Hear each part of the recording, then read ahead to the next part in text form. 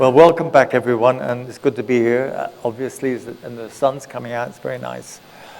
So we're going to move on now from Girard's theory and Girard's life.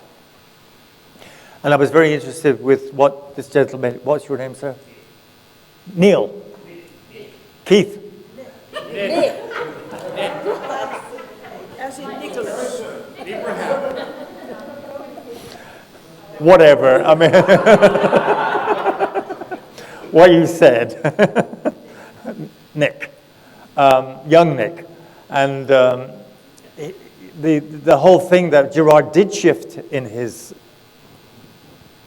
the latter part of his career, which was really from the 90s onwards, and he died in the 2000s, 2014, wasn't it? 15, yeah. So he did shift, and it is a matter of trying to understand what the nature of that shift was, why he did it, and then what it consists of. And I did write about it in my forthcoming book, which is called Love's Entanglement. And I'm giving it a little push here, and I have some flyers which we'll put out for them. But I mean, it was intended to be my final kind of like essay in the whole Girardian sphere, so I did not hold back about what I thought was really going on there, and so that I hope it contributes to that discussion. I really do, because it is something, and it indicates that for me that Girard went further. His initial theory, which we kind of laid out in some fashion, his initial theory went a long way down the road, and then he's like the Wile E. Coyote, you know, going over the cliff, and he suddenly realizes that he's and he starts trying to backpedal, then he falls. I think Girard was a bit like that. He went further than he initially understood he was doing, but he didn't understand the institutional weight. I don't know whether he put it in those terms, but it definitely, I think that was happening. The institutional weight of Christianity and also of theology, in terms of the tools that theology would make available to him, so that he could present his thought with the full confidence and radicalism that he had at the beginning. You know, he just felt he was like in thin air, you know, and so I think he backpedaled. But anyway, that's something to think about. But we are now 10, 12 years since his death, and I mean, even though it may be called a Girardian, we are not. I do not consider myself a Girardian like that. I try to be a Christian, you know. I try to follow Christ. And that's the important thing, is to understand what it means to follow Christ at this time, in the year 2026, in the world as it is, you know, like on the edge of nuclear disaster, because we have an insane president, you know, and like no one seems to think rationally. It's all we were talking about, like where's the coordinates by which human beings have normally understood and managed their wills. They seem all blown up before the war kind of thing. So, I mean, we're in a very, as lots of people said, this critical moment, and so it's very important for us, each of us, you know, as who we are, not to think for ourselves and to think with Christ at this moment in time. And so what we're doing now is that we're going to the Bible to backtrack into it and to see where this thought came from, because Girard then moved on in Things Hidden. So Deceit, Desire, and Noble was the first of his kind of theoretic trilogy, and then there's Violence and the Sacred, and then the third book is Things Hidden Since the Foundation of the World, which he published in 1978. And it's in that book, he says very plainly and boldly that what has brought this to the surface is, he says, the formidable, I'm quoting him directly from the book, the formidable constraining power of the scriptural or biblical narrative. So if you think about it, the formidable constraining power, there's something pressing on our cultural reality which pushes us towards this understanding. And then he goes through what he says is the non-sacrificial, it's the title of the section of the book, the non-sacrificial reading of the biblical scriptures. He says it explicitly, non-sacrificial. And he says non-sacrificial because on two levels. On the first level, he has this thing that he wants, is an apologetic concern, that he wants to distinguish Christianity, because he is actually a Catholic Christian. He wants to distinguish Christianity from the traditional religions of the world, where the ethnographers of the 19th century and the early 20th century and anthropology coming from that had said, well, Christianity does all the same thing as the primitive religions. You know, it has a victim, it sacrifices the victim, it has a mythology attached to it, that kind of reductionism of Christianity, or in regard to Christianity. And he was reacting against that, and he's saying, no, Christianity does something different because it reveals this. The thing's hidden. It's bringing it to the surface. And so part of that bringing it to the surface was a non-sacrificial reading. So you get Joseph, and we'll get to him, Joseph and his brothers. Joseph should have been executed, you know, in the traditional cultural pattern. He should have been executed and turned into a god. You know, he should have been a bad guy and a good guy, you know, as Mac was explaining, you know, the double valence of the sacred, or the double, what's the word? I can't remember it now. Double transference. Yeah, double transference, yeah. That is both, the victim is both evil and good, and you'll find that in the myths. So he's saying, no, that's not what's happening with Joseph, because Joseph remains a human being, is saved by God, and then acts in this amazing fashion to kind of serve the world, transform the world, you know, to give food to a starving world, and then to forgive his brothers. So it's an amazing, the book of Genesis is this amazing gospel before the gospel. All the gospel essentially is present in Genesis. But we've only taken chapters 2 and 3, which is the fall. This is, everybody will, you know, anybody, not even versed in theology, any ordinary person will use the word the fall. And it's not in the Bible. I mean, it's not a biblical term. We didn't fall in the Bible. We were kicked out horizontally. We didn't fall anywhere. We went in the same geographical space, but it wasn't as nice. But we're still in the same physical space. We're not in this terrible material order which is we've collapsed from. So it's not a biblical concept. And what Gerard did was to try to drag us back by the formidable constraining power of the Scriptures. So these things have been read. This is part of his argument. These things have been read week in, week out, year in, year out, throughout the commonality of European culture, and then broader. You know, we just read it every week.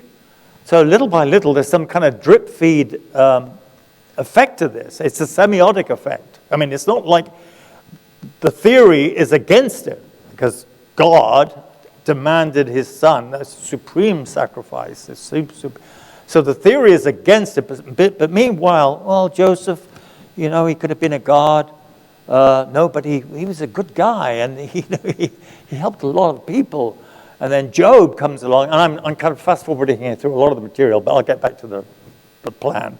But Job complains like hell about his situation. Why should he complain so much, you know?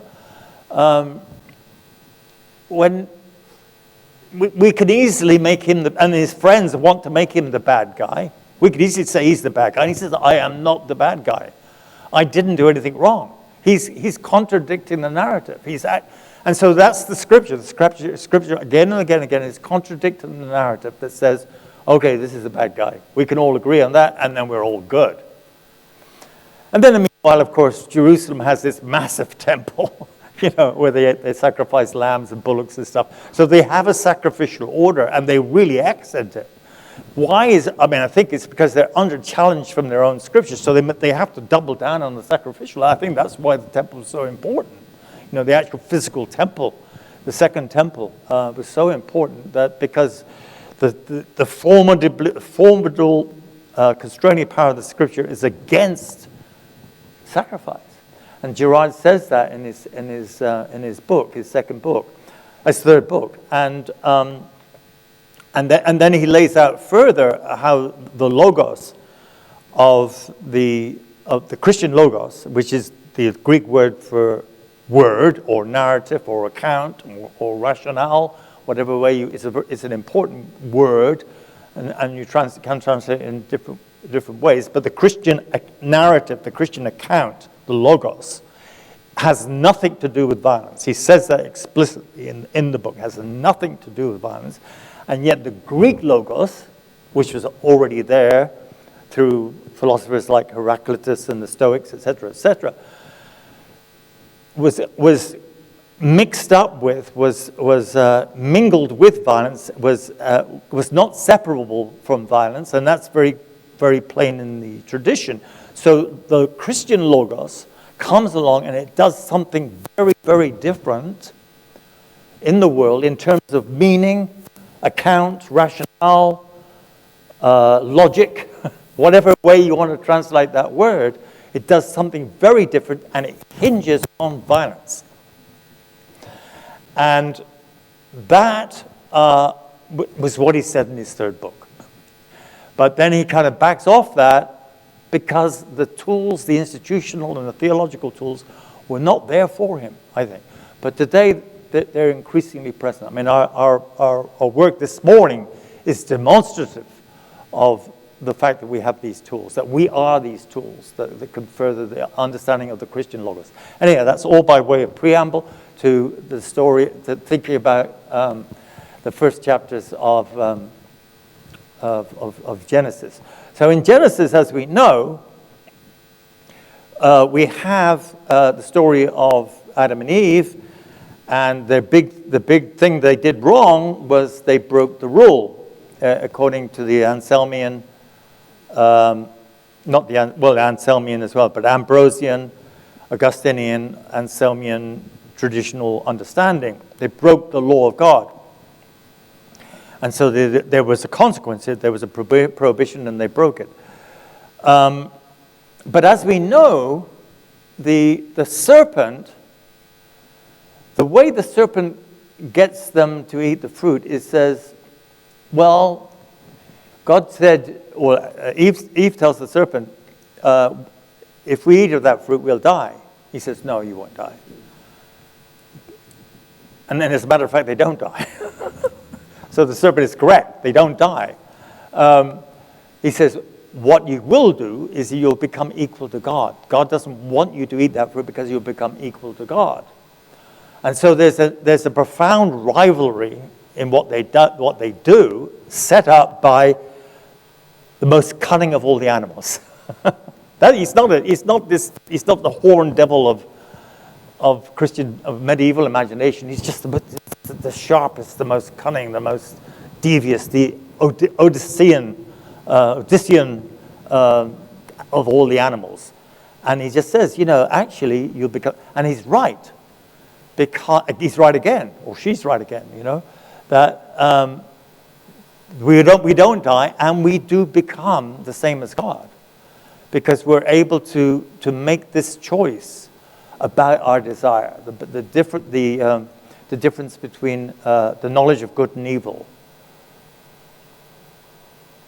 It's kind of a bit like what we were talking beforehand about the alcoholics. the incredible desire they put into their lives. I worked with alcoholics for 6 years, and I know about it. Anyway, that's going off on a tangent, but it is all to do with what you do in an intact sacred order. You do not desire. You keep the rules. But when the Bible releases, through its story, releases desire through the act of Adam and Eve, through God's instigation, I would say. He set up the tree she set up the tree in the middle of it. What if I tell my little girl, Susanna, don't touch that toy in the middle of the room? You can touch any other toy you like. You can play with any other, but not that one. What is she going to do when I'm not looking? She's going to pick that up and say, I wonder what's special about this. It's obviously instigation on the part of God, who's more cunning than the serpent, to get us into. I think that's my reading of Genesis. That it's about humanization. It's about how we become human beings, and it's, as I say, it's very risky to become a human being. We're dangerous animals, but that's what happened. It's not a fall; it's a progression. It's a difficult progression. We go on a journey. But then afterwards, there's Cain and Abel. And then it becomes actually more, it becomes more real, more gritty. Because, well, you know what happens. Both Cain and Abel present their sacrifices to God. And God prefers Abel's sacrifice. Again, God is the agent. Why on earth would you do that? Prefer Abel's sacrifice to Cain's. If you're the father or the mother of a child and you have two of them, and you prefer that, oh, they just drew a picture. Oh, that's a much better picture than Johnny's. Why would you do that? Why on earth? Do you want to destroy that person? That child? But that's what God did. Why? Because it's the issue of desire that's at stake. And God sets it up. The Bible tells us that the traditional history of religion's version of why Abel's sacrifice was preferable to Cain's was because this is a pastoralist society and this is an agricultural society, and Abel represents the pastoral society that has animals, and Cain just represents the planters and the gatherers, and it's very kind of fixed and mechanical. But the question obviously is, are you just going to just give it that kind of superficial reading and say, no, this is revelatory, there's something going on here? God prefers the sacrifice of Abel because that is sacrificial, and that did work. The sacrifice for eons, the sacrificial was preferable to just the vegetable offerings, because it did this thing gathering people together and all the things we were discussing just earlier on. So it's much more powerful culturally, and so the biblical writer understands that and is saying, no, that God somehow or other was mediated through this system. But the point is that what happens then is that Cain is insanely jealous. He becomes in rivalry over the supreme object of desire, which is God's favor to Abel. And so what does he do? This is the first murder. That's the first death. It's a murder. It's not like in the movies, the robot does something wrong, you just switch off the motor. God didn't just switch off the motors. Cain killed Abel. So the Bible is telling us that murder is what the issue is. And God warns him. Why is your face like that? Why is your face long? He says to Cain. It's not good parenting. He said, what's the matter, son? You're feeling sad. No, why is your face long? What's wrong with you? And he says, if you do good, you can hold your head up. Well, Cain is struggling with this primal desire, and it's extremely difficult for him to do good, as we all know. If you've ever been in that situation where your face is long because you want something that someone else has, and you really, really want it, and you know you're going to get it, you're going to take it, because if you don't take it, you will not be you will not be anybody. You have to take that thing. That person has taken you away from you, so you have to act that out. And God just says, why are you doing that? If you're good, you won't have a long face. But if you don't, sin is at the door. It's like a demon, and I think the word is a demon. Is at the door. Or the verb is demonic. Is lurking at the door, and its desire is for you. So desire becomes extra human. It becomes beyond the human. It becomes hypostasized. It becomes a thing in itself. And the Bible already tells us, you better watch out, because desire will become more powerful than you. It'll become something external to you, and you will not be able to resist it. It will come at you, and it will determine your existence. And so that's right, and this is what Gerard is talking about in the non-sacrificial reading of the Bible. Is this revelation? And so when Ambrose and Augustine read that stuff, and they read it as just sheer disobedience for which Christ had to pay the penalty, one way or the other, they are missing the anthropology. And what Gerard has done is given us this kind of fundamental, he does use that word, fundamental anthropology or meta-anthropology, which enables us to understand the formidable, he says the formidable constraining role of the Scriptures, but it's the formidable role of desire beforehand, which the Scriptures push back on, not as prohibition. See, that's the amazing thing. Prohibition doesn't work. Prohibition actually causes you to rebel and to get that very thing that's been forbidden you. It's what, we could all tell stories, I'm sure, of the thing that you've been told not to get. You go out to get it, one way or the other. And you're not even figuring it directly in your brain. But it's right there in the back of your brain, I'm going to get that one day. It's going to happen. And the Bible knows this. The Bible, we say that. What is the Bible? The Bible is this tradition, this story, this unfolding story. It's a magnificent unfolding story that unpacks what it means to be human. That unveils the very guts of our humanity. So we're not existing on this kind of like robotic zombie surface that, we don't really understand who we are. We just keep the rules because otherwise things are going to go really bad. But no, the Bible both reflects the actuality of who we are and also provokes it along the way. Because if it begins to unpack, it begins to uncover, we're smart enough to see it. We're not going to not see it.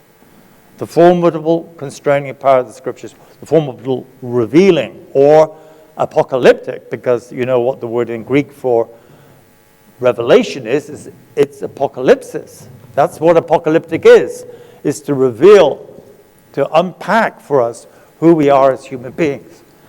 And once we see it, you can't unsee it. And so you have to work your way forward on the story that the Bible gives you. And the story ends up, of course, with Jesus, and we'll get to him. But before it gets to Jesus, it has the story. And so I'm just following it on here. This is the first and second story of 7 stories. So I'm summarizing that. But in the book of Genesis, so you have Cain killing Abel. It's the foundational sin. It's not disobeying the prohibition. That is more constructive than anything. It constructs the human. But the foundational sin is, because the text calls it a sin, it's the killing of Abel, and then the foundation of a city on the basis of that killing, because Cain goes on to, as the text tells us very clearly, goes on to be the founder of the first city, and then is And then his seventh generation descendant, Lamech, boasts. He boasts. Well, if God says, if you kill Cain, Cain will be avenged by equivalent killing. By sevenfold killing. He said, if Cain is avenged 7 times, I will be avenged 77 times. So what is that? So what is the Bible telling us? It's telling us this method of controlling what's been released from the Garden of Eden in terms of our humanization is exponential, and it will kill everybody. It says it's right there in the 4th chapter. Our history up to this point is all laid out there very clearly, all the way right up to the power to 77 times ourselves, across the planet, face of the planet. So it's very declarative. It's very apocalyptic, opening up, just demonstrating. But then you get to the story of Abraham, and things begin to get better. Because Abraham is a good guy, basically. And God tells him, I want you to leave your land and to go to a place I will show you. He doesn't say a geographical space. He doesn't name it. It's just a place I will show you. And Abraham gets up and goes. Lech Lechem, something like that, that's what it is. There's a poetry in the Hebrew, which I kind of, you get up and go.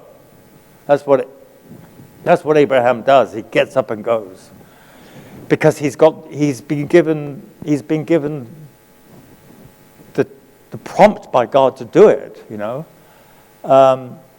and there's something in him says, I got to do this. I got to do it. So he does it. He makes his mistakes, etc. And we know those stories. But he then eventually has Isaac as his son, and Isaac has this famous story of his 2 sons. They were twins. They come out of the womb together. But Jacob is the supplanter, and he comes out first because he's got more desire. You see, he's got this human thing more than Esau. Esau is basically a easygoing guy, though he doesn't seem like it. He's a scary guy because he's hairy and he hunts and he smells and all the rest of it. But what's wrong? No, all right. So there's these 2 brothers, right? Esau and Jacob. And Jacob steals, as you know, he steals Esau's birthright and blessing. What worse thing could you do in a rural society? It's the same thing if we cut forward to what the prodigal son does to the father. He says, Father, give me my share of the inheritance. Well, the father's not dead yet. So the inheritance, he says basically to dad, you could imagine him with the swagger of a teenager, drop dead dad, and give me all my money. And his dad does. So that's what Jacob does to Esau. He steals everything that is his. And he does so prompted by the serpent, which in this case is the mother. Because she recognizes that Jacob has got more going for him in terms of future, whatever, than Esau. And so he does that. And he's taken everything from his brother. What would a normal brother do as a result of that? You took everything from me. And it wasn't just the car, my father's Porsche or Bentley, whatever. You didn't just take that. You took the house and you took the land. Not only that, you took the blessing. You took the communication, the hands laid on. You seem hairy. What does he say? Is this my son? He's hairy. Yes. So that he fools him with. It's a cunning thing to do, to fool him with the sheepskin. So you can see the same story being played out, the story of desire and of cunning, the foresight of desire to get what you want. And So here's the thing.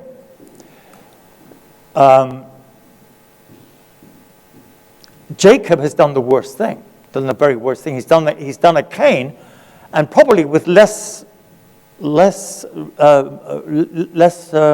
justice than Cain did. Cain, God removed his favor for him, so he probably had a right to be angry. But Jacob is just ambitious, or his mother is ambitious for him. And so he removes everything, and he runs away for 14 years. And he's pretty cunning out, as we all know, that he gets his flocks to multiply, and he gets the 2 daughters and the daughters' slaves, and he comes back loaded with property and with wives. He's the supremely successful sheikh, shall we say, and he's coming home, and he's terrified, and rightly so, because 14 years is not long enough to forget a slight like that of stealing everything from me. Okay, so this is where we join the story. And I'm going to read it to you because it's so good. And 32, chapter 32 of Genesis. And so this is right, you have to read Genesis as an entirety. If you stop at chapter 3 or even chapter 4, these are all the bad sins of human beings, you haven't read the Revelation. You've not read the ongoing story of God exhausting all his stupid plans and then coming up with a really good plan, which was Abraham, which was that Abraham actually would learn something, and God would learn with Abraham alongside. Because God says about Abraham, should I tell him what I'm about to do? Because he's supposed to be a blessing for the whole of the earth, and I'm about to wipe out Sodom and Gomorrah. So God is already doubting his own violence because of Abraham, in the story. So we've got to read the whole of Genesis as a continuity. It's like taking a work of art, a massive work of art, and just cutting off a section of it, and just saying just see the first 18 inches on the left-hand side, and the thing extends for another 12 feet. You're not reading the whole, you're not viewing the whole art, you're not viewing the whole text. And the whole text of Genesis brings us to Jacob and Esau, and then Joseph. But anyway, this is Jacob shaking in his boot because he knows he did incredible. He murdered his brother, effectively, and worse than murder in a way, because he left him alive, without anything, and to endure the humiliation. So he backtracks and spends the night on his own, asking for some kind of help. This is a moment of reckoning for Jacob. This is an incredibly important revelatory moment. It's the moment of reckoning of human beings when they know they can't get away with what they've done forever. There's going to be some reckoning. And so he knows that Esau's there waiting for him. So he needs strength from somewhere else.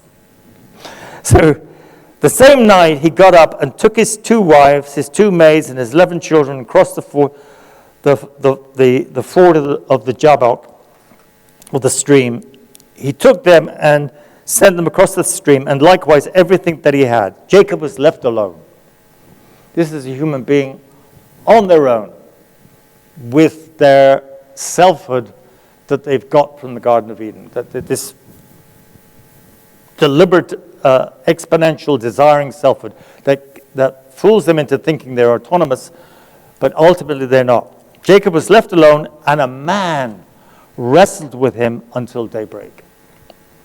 Something comes along and touches every muscle and nerve in your body and brings it to account, brings it to a reckoning. And Jacob was ready for this. He had to do it. He was enough of a child of Abraham to know he had to do this. And when the man saw that he did not prevail against Jacob, he struck him on the hip socket. And Jacob's hip was put out of joint as he wrestled with him. So there's something left in the body there that says, I'm weak. I'm not really as strong as the other guy. But Jacob said to him, I will not let you go unless you bless me. So I need this blessing. I need the blessing that I defrauded my brother of way back. So he said to him, what is your name? And he said, Jacob. Then the man said, you shall no longer be called Jacob, but Israel. For you have striven with God and with humans and have prevailed. So there's something about you which is intensely human in that desiring way. And that's your name. But then at the same time, you're weaker than me, because I could strike your hip socket. Then Jacob asked him, please tell me your name. But he said, why is it that you ask my name? And there he blessed him. So Jacob called the place Peniel, saying, for I have seen God face to face, and yet my life is preserved. The kind of shitty, awful person that I am, I've seen God, I've seen the God who should kill me, let alone my brother, but I have been preserved. What does that mean? What does it mean? This is the encounter. This is so revelatory. And you can't understand Adam and Eve and Cain and Abel without this. This is all part of the plot. This is the whole plot. It's way before you get to Jesus. Jesus learned his own story from this. This is already laid out in Genesis. That God does not retaliate against the one who has to, Jacob who has to know who God is. The other faces of God are not God. When God is going to Sodom and Gomorrah to wipe it out, that's not really God. And Abraham kind of figures that out. But what it is the level of our human understanding and development when that understanding is under the pressure of this story. So you've got to read the Bible as a series of stories which are under pressure. They're under pressure for this new thing. They're not just flat, declarative, say each story you take in itself, so God is going to wipe out Sodom and Gomorrah, therefore he's going to wipe out, whoever that was. Right. No, you can't. You've got to see it. It's a stupid, childish way of reading the Bible. Not to see the plot, not to see the dynamic, not to see the thing. When you read a good novel, it carries you forward. You want to find out what's going on. And you're sad when it ends. You've lost something because the novel only gets you so far. But this here has got that plot to it and that plot movement, and this is a hugely important part of the plot. So Jacob says, I've seen the face of God, and yet my life is preserved. The sun rose upon him, and he passed Peniel, limping because of his hip. You will remember, because you have a bad hip, you will remember what you met. And that's what happens the next day. So the next day,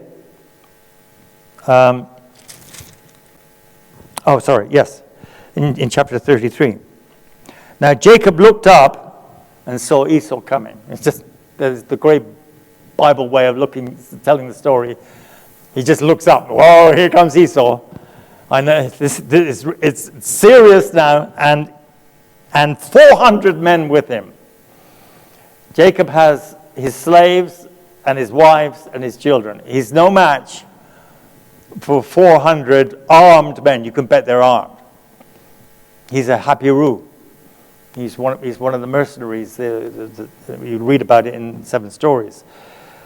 And he knows the game's up, but he's still cunning enough to try to negotiate the situation. So he divided the children among Leah and Rachel and the 2 maids.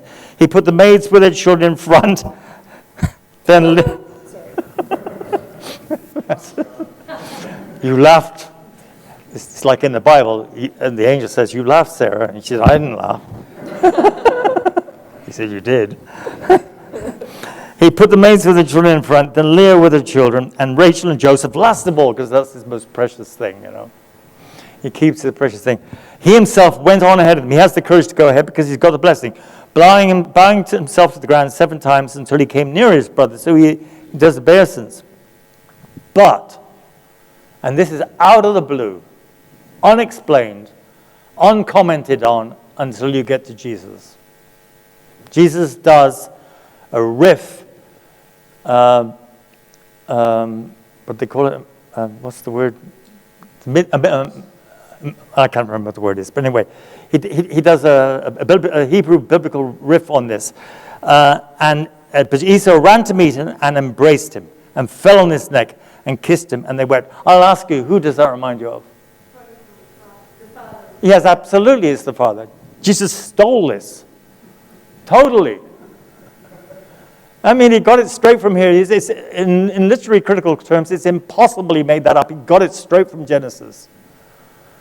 And not only did he get the phrase, the phraseology, but he got the meaning from it. And then he expanded the meaning from the brother who does something extraordinary. He should have run Jacob right through if he was acting out of human response. But he didn't. And that's the amazing thing of the story. Esau doesn't do it, and and it's not explained except by the words of Jacob, which we will come to. And Jesus takes that and expands it into the identity of the Father. No one did that before. No one had the courage, the artistic and revelatory courage to go that far, but he did.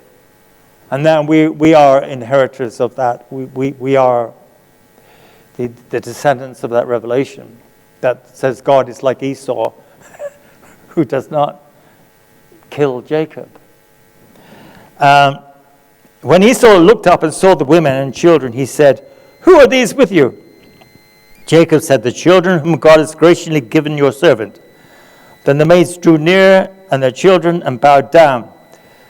Leah likewise and her children drew near and bowed down. And finally Joseph and Rachel, whom he loved, drew near and they bowed down. Esau said, an honest, straightforward question. "What do you mean by all this company that I met?" That's all the sheep and the flocks that came before, as well as the maids. Jacob answered truthfully, "To find favor with my Lord." That is, to find grace with my Lord. It's the same word in Hebrew, to find grace with my Lord. That you would not take revenge on me. That's what he's saying. But Esau said, "I have enough. Don't treat me like a poor person that you need to load up with gifts. I'm done. I've done all right. I've forgotten all that stuff. It was useless anyway. I mean, what would I get? What would I get from Isaac, that old buffer? What would I get from him? I went out and established myself. I don't need what you've got." Jacob said, "No, please. If I find favor," again that word grace, "with you, then accept my present from my hand." And this is the pivotal phrase. This is the crucial phrase. This is the formidable, constraining power of the Scriptures. "For truly to see your face is like seeing the face of God." Now he's just seen the face of God. He called the place where he met God the face of God, Peniel. So he's just seen the face of God and he lived. And then he says, "Oh my God, to see you coming towards me, embracing me, weeping, hugging me, that is just like that guy I met last night." He doesn't comment on it at all. He doesn't unpack it further. So he says, "Please accept my gift that is brought to you, because God has dealt gracious with me, and because I have everything I want." So he urged him, and he took it. So that's it goes on that Esau went his way and Jacob went his way. But what we get there is that cameo that was, then I said, like for a Christian reading the scripture, reading Luke's gospel and the parable of the prodigal son, we can see the transmission, we can see the influence, we can see the line of that pressure, where the courage to say that God, what Jacob actually said, to see you is like seeing the face of God, but not going the step further and saying, therefore God must be like your face. Not going that extra step to say that is the identity of God. That is what Jesus does with the parable of the prodigal son. But it's absolutely logical. It's absolutely consistent. So you've got desire, the incredible dysfunctions of desire, the really powerful, dangerous dysfunctions of desire that we're all party to in one way or the other, very much so, all of us. And then you've got these breakthrough moments through Abraham being the one whom God will use to give a blessing to all the tribes of the earth. And then Jacob, who kind of does the dirty on his son, on his brother, being led by God to see in, basically, I suppose, the kind of carelessness, the kind of savage unworldliness of Esau. Esau is not preserving the grudge. He doesn't do it. But it's not because of anything supernatural, I would say. Because Esau is Esau.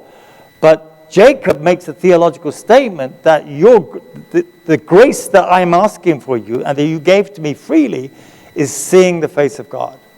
So suddenly, the book of Genesis lays out the gospel, which is the divine nonviolence. It's right there. You don't have to be a Christian. This is Jewish revelation. But, anyway, I won't go down that road. But, we've twisted the narrative a lot, both of us, Christians and Jews. And so that's what Genesis does. And then, what's happening? Hammer? 5 minutes, okay. So the rest of the story, as you know, goes on, and it's so wonderful because the story of Joseph caps it all off. This wonderful story, which is cinematic, and they've made movies of it, of course, the heroic Joseph. But, like, biblically, critically, I've seen it described as a novella. No one really knows what to do with it. It's this story of Joseph, which is a great story, but why is it there? It's just a little bit of folklore. No, it's there because Joseph, again, forgives his brothers. And not only forgives his brothers, but feeds the whole world in tandem with that. But it's not an accident that Joseph should feed the world. That's the point of all this. That's the point of the blessing. So Joseph fulfills the blessing of Abraham. Abraham is, in you, all the tribes of the earth will be blessed. Joseph actually fulfills that. So that's the whole story there in one. It ends up with a blessing. And the last bit is that all the property is taken away from the people and given to the Pharaoh. And Walter Brueggemann interprets that as a kind of nascent imperialism or something. And I see it completely different as removing all the objects of desire and within the terms of the time, making them sacred so they're not touchable. But there's enough that the food is there for everybody. It's the attempt at a system, a social system, where the consumer society is excluded. And I think that's what it's meaning in it. It's not an embryonic imperialism that the Bible is, because the translation is disputed. One translation is made slaves of, and the other translation, he moves them into cities. And that's the more likely translation, moves them into cities. And what are we here in Sydney? But in a city. This is where the revelation, where the connectivity of human beings, in the spirit of Esau, should we say, but certainly the prodigal son, of the father of the prodigal son, can be developed, it can be discovered, and can be lived out. That's the point. That's the revelation.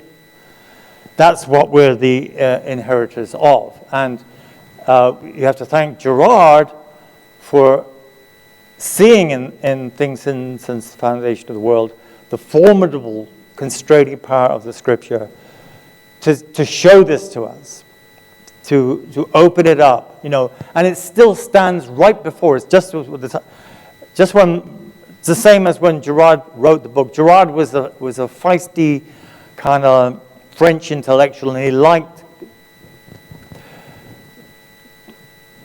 rapiers at dawn with other people. He did that stuff, and he didn't mind that intellectual swordplay. But then he backed off a little bit later, and he couldn't carry it through because this is deeply scriptural. You have to. It's not just a theory. It's not just an anthropology. You have to enter into the depth of the revelation. You have to surrender to it. You have to surrender to this thing. It's not in the power of the church. I don't want to discount the whole of Christian history, 2,000 years of history, and all the things, the forms it's taken. I don't disrespect that at all. But I say that if you really want to respond to the time that we're in, it's here you have to go, and in the way in which I just did. we have to see its profound, revelatory, apocalyptic anthropology. That's the pushing force that's in Christianity today. It's not an institutional force. It won't work. It won't happen. They can't do it. No one can do it. But this can. The relationship set up by this can change things and will. So that's that.